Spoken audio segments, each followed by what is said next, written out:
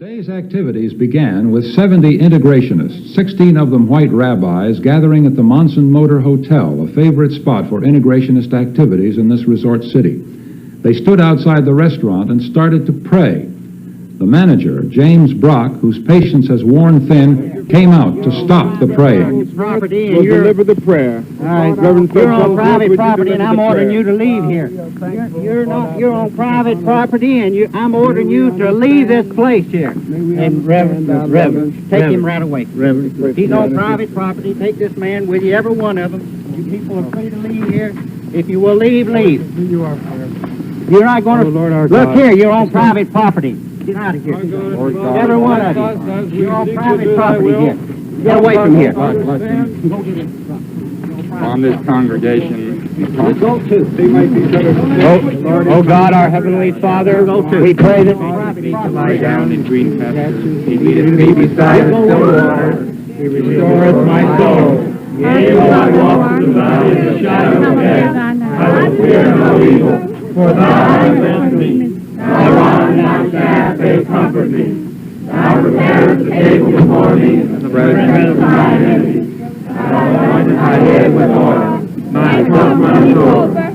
Surely goodness and mercy shall follow me all the days of my life, and I shall dwell in the house of the Lord forever. Grant glory and shepherd, my shepherd, maketh me to lie down in green pastures. He leadeth me beside the still waters. Come here, Rabbi. He restores my soul. Yea, though I walk through the valley of the shadow of death, I will fear no evil, for Thou art with me. Thy rod and Thy staff, they comfort me. Get off of this property or you go to jail. You want to go to jail? Take your hands off. You go to jail. Feel like a human being. You're on private property.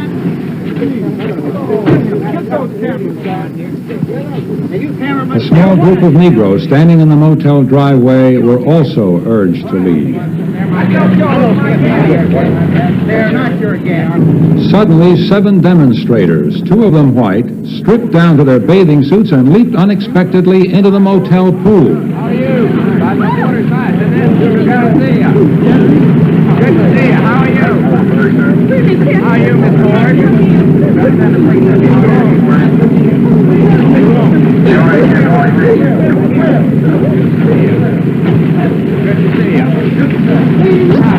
Suddenly, the manager, Brock, threw acid into the water, but it was not harmful.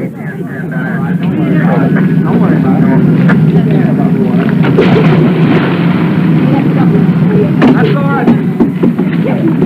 Hey, Mark, would you like to swim in the pool?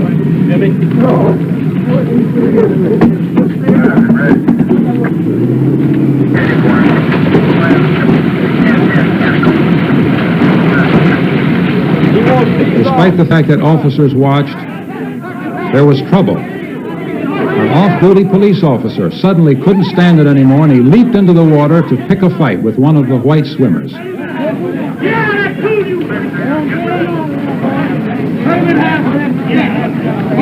Sticks were used.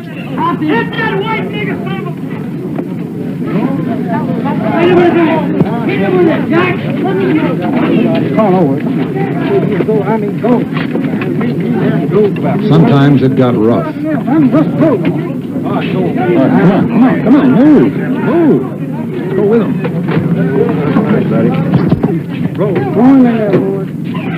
That's it. They were shoved into automobiles to be driven away to the jailhouse. Throw nothing in this fuse. Now, boy. God damn him, kill him.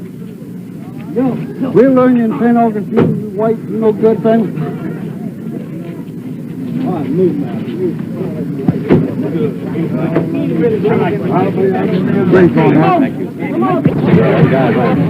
From his vantage point across the street, Dr. Martin Luther King, the Negro leader, watched the proceedings but did not take part. This is CBS News correspondent Harry Arrow in St. Augustine, Florida. 11 a.m. and 5 p.m. Monday. They think they can now find someone who saw that car being moved to the spot in daylight hours and therefore answer the big question, what happened to the young men from the time they were last seen Sunday night and the discovery of their car Tuesday? Okay.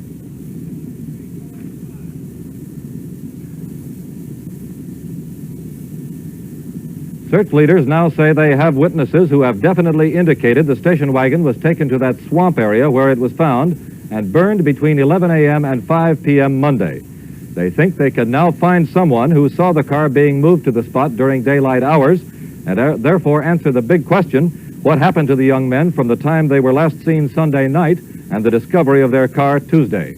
So the search goes on.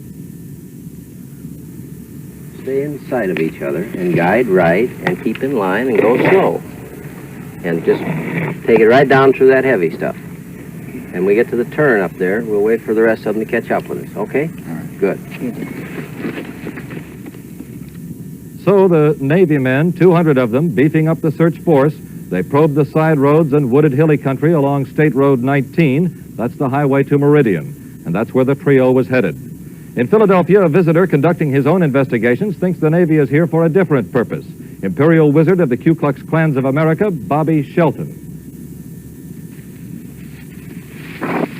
Well, as I say, any time that they can have the military installations on the spot or on the scene in the event the Civil Rights Bill goes into law, it gives them the opportunity to be on the scene already and will not create as much disturbance in working in the case as it would if they had to come in anew.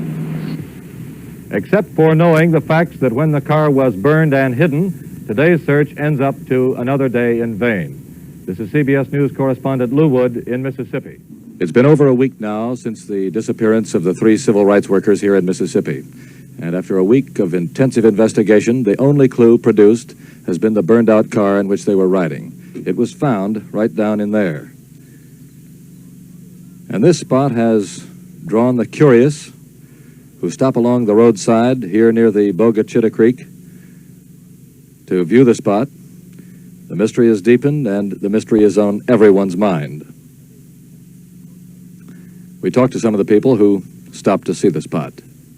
I live in this county, back way over on the other corner. We just decided to drive over here and see where it burned. Seems like a lot of folks are stopping by to see it. Yes. Seemed like it'd be pretty hard for a car to be down there and burning without anybody noticing it, though. Huh? It looks like it that close to the highway, sure does. What do you think happened? I don't know. I really don't. Anything could have happened here, I can tell you that, that's all I'm saying. Have you seen the spot down here, sir? That's right. What do you think of this? I believe them jokers planned it and sitting off up there in New York laughing at us Mississippi folk. You think it was a hoax? I think so. How would you think they might be alive somewhere? I sure do. And it's all a big hoax? I believe it is. Believe it has already found them. Sure do. You mean, do you think they've already found the 3? I believe they would have already found them if they'd been dead. I sure do.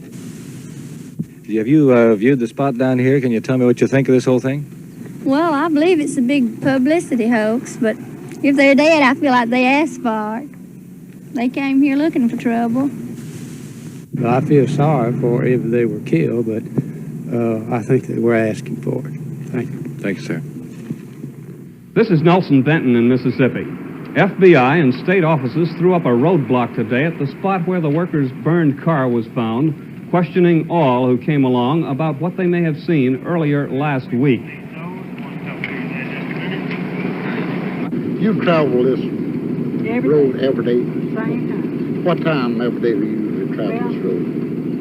I leave the Indian Hospital about 12:30. And last Monday, when you passed here at 12:30, did you notice a car on fire out to your left? I tell you what I was doing. I was looking this way, and I don't know whether it was Monday or whether it was Tuesday. I tried my best to remember. But I smelled something and thought it was my car. See, getting hot because I got a burnt valve, and I got up there and I stopped. But I didn't look over that way. I don't know why. The other time, if there was any, I believe if it had been a burning bright, I would have seen it just like out of the corner of my eye. While the roadblock was being manned, FBI officers were sending circulars to police departments bearing pictures of the 3 missing men. The circulars are to be circulated in 5 southern states. In Philadelphia itself, Lou Wood talked with Dr. Roy Cullum, who's preached on the subject of the missing men. Any man in Neshoba County who would lift up his hand to attack anyone in the county, any individual, or to burn any church or destroy any property because of a difference of opinion or in any other way except in the necessary defense of his own person, was of the same ilk and stripe as was Lee Oswald, whom we all considered a crackpot. Now, the reason I'm saying this is to say that when I had finished with the message of the morning, I was greeted with an overwhelming, unanimous, affirmative response to this statement. This is the way my people feel. This is the way the people of Philadelphia feel, by and large, with what we believe definitely to be what we know to be.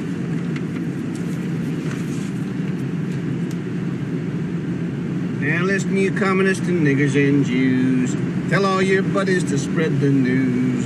Today judgment will soon be nigh, as the Lord in his wisdom looks down from on high.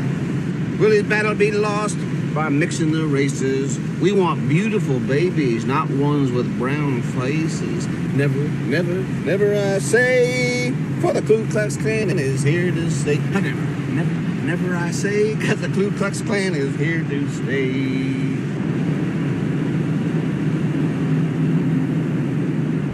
What's got 4 eyes and can't see? What? Mississippi. Never, never, never I say, 'cause the Ku Klux Klan is here to